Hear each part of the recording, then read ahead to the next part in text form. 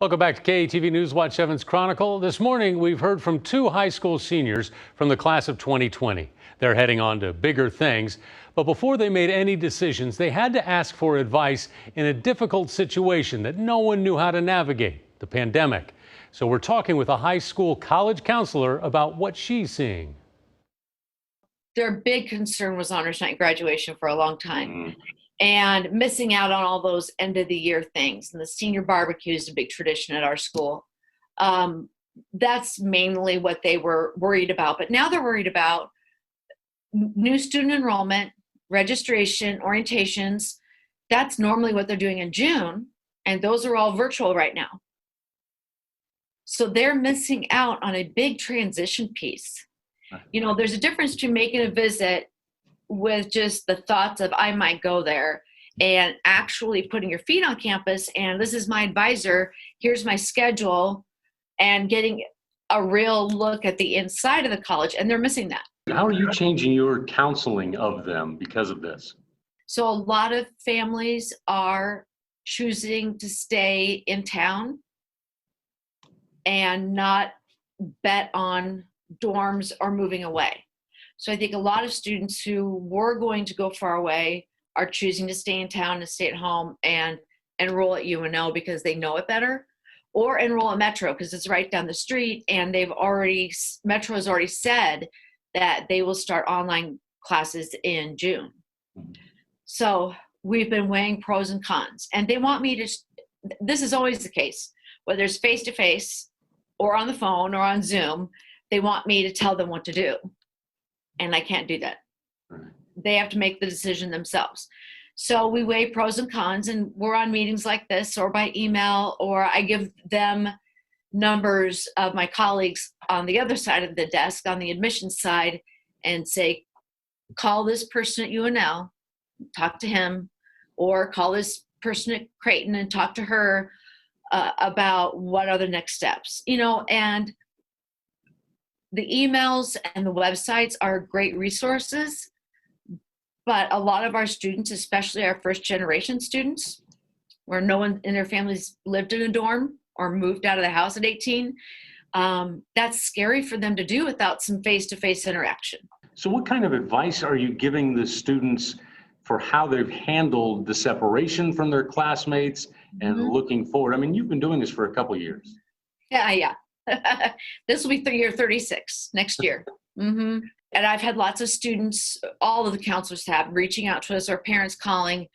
My students having a hard time. The parents are at work all day, or they're responsible for their siblings, or students are working 45 hours a week because all the grocery stores that are open are being employed by our juniors and seniors mainly. So that's stressful for them.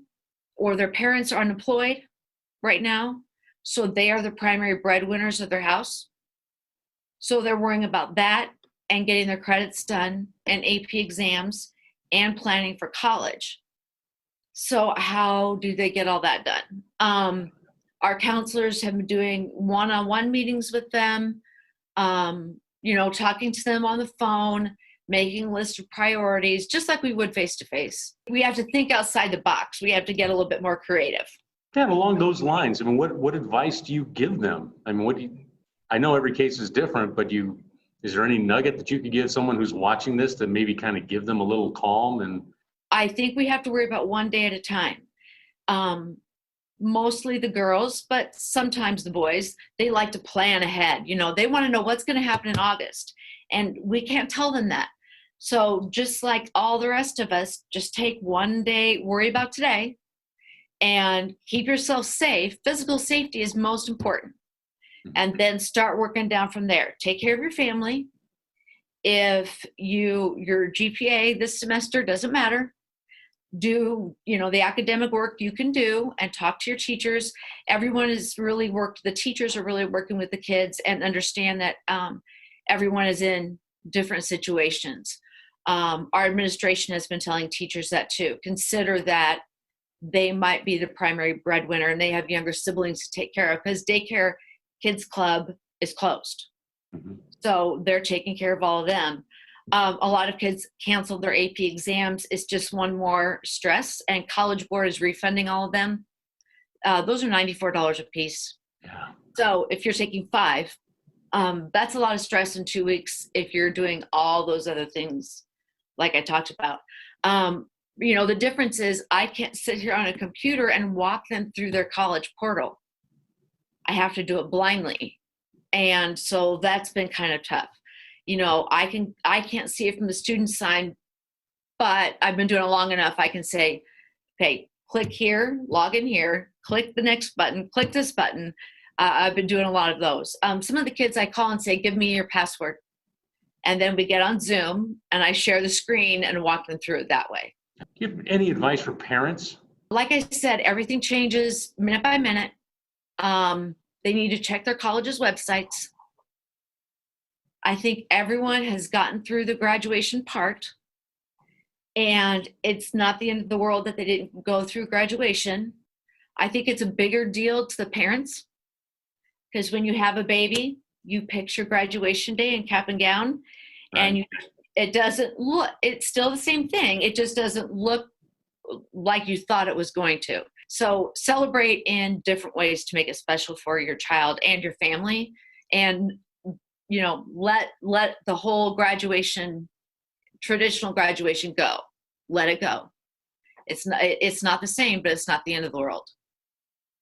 All right, still ahead here on KETV News Watch Evans Chronicle. They've made it through a tough year, still have a long way to go. We're recognizing some of the graduates of the class of 2020.